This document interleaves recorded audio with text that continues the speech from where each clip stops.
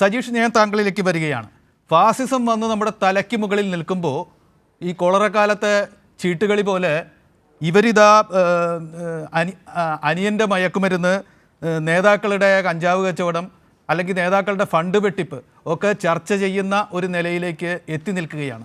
ലീഗിനൊരു വലിയ കടമ ഈ ഫാസിസ്റ്റ് കാലത്ത് മുസ്ലിം ലീഗ് എന്ന രാഷ്ട്രീയ സംഘടനയ്ക്കില്ലേ, ആ രാഷ്ട്രീയ കടമ ഓർമ്മിപ്പിച്ചുകൊണ്ട്, ഒരു പൊതുപ്രവർത്തകൻ എന്ന നിലയ്ക്ക് ഓർമ്മിപ്പിച്ചുകൊണ്ട് ഈ ചർച്ചയ്ക്ക് താങ്കൾക്ക് അവസാനം കുറിക്കാവുന്നതാണ്. സജീഷ്, വളരെ പെട്ടെന്ന് 1 മിനിറ്റ്.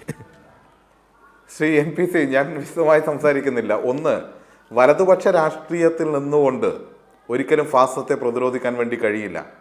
ഫാസം യഥാർത്ഥത്തിൽ വലതുപക്ഷവുമായി കോംപ്രമൈസ് ചെയ്ത് തന്നെ പോകൂ. ലീഗിനകത്ത് നിന്നുകൊണ്ട് ഈ തെറ്റായ പ്രവണതകളെ പ്രതിരോധിക്കാൻ വേണ്ടി കഴിയില്ല. കോൺഗ്രസിനകത്ത് നിന്നുകൊണ്ട് ഈ തെറ്റായ പ്രവണതകളെ പ്രതിരോധിക്കാൻ വേണ്ടി കഴിയില്ല. കാരണം അത് വലതുപക്ഷ രാഷ്ട്രീയമാണ്. ആ വലതുപക്ഷ രാഷ്ട്രീയത്തിൽ ഇതെല്ലാം ഉൾച്ചേർന്നിട്ടുള്ളതാണ്.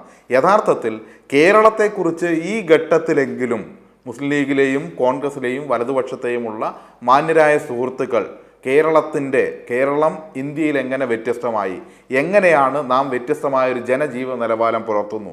ഐക്യരാഷ്ട്രസഭ 30% അതിദാരിദ്ര്യമുള്ള രാജ്യമായി ഇന്ത്യയെ കാണുമ്പോൾ ആ രാജ്യത്ത് കേരളത്തിൻ്റെ മുഖ്യമന്ത്രി അടുത്ത നവംബർ 1 അതിദരിദ്രരില്ലാത്ത നാടായി ഈ കേരളത്തെ പ്രഖ്യാപിക്കുന്നു. നമുക്ക് സാക്ഷരതയിൽ 1-ാം സ്ഥാനമുണ്ട്, വിദ്യാഭ്യാസത്തിൽ 1-ാം സ്ഥാനമുണ്ട്, ആരോഗ്യത്തിൽ 1-ാം സ്ഥാനമുണ്ട്, മതനിരപേക്ഷതയുടെ കാര്യത്തിലും ഇന്ത്യയിൽ ഏറ്റവും മികച്ച പ്രദേശമാണ്. സ്വസ്ഥമായി നാം ജീവിക്കുന്നു, പരസ്പരം സ്നേഹിക്കുന്നു. എന്തുകൊണ്ട് കേരളം ഇങ്ങനെയായി എന്ന് ഈ കൂട്ടർ ഒന്ന് ചിന്തിക്കണം. ചിന്തിച്ചു കഴിഞ്ഞാൽ അവർക്ക് അവിടെ നിന്ന് തിരുത്താൻ വേണ്ടി പറ്റില്ല, പക്ഷേ ഇവിടെ നിന്ന് ഒരു സമൂഹത്തിൻ്റെ തിരുത്തൽ ശക്തിയായി ഇടതുപക്ഷത്തോടൊപ്പം അവർക്ക് ചേരാൻ വേണ്ടി പറ്റും. അല്ലാതെ അപ്പുറത്തൊരു തിരുത്തൽ സാധ്യമല്ല.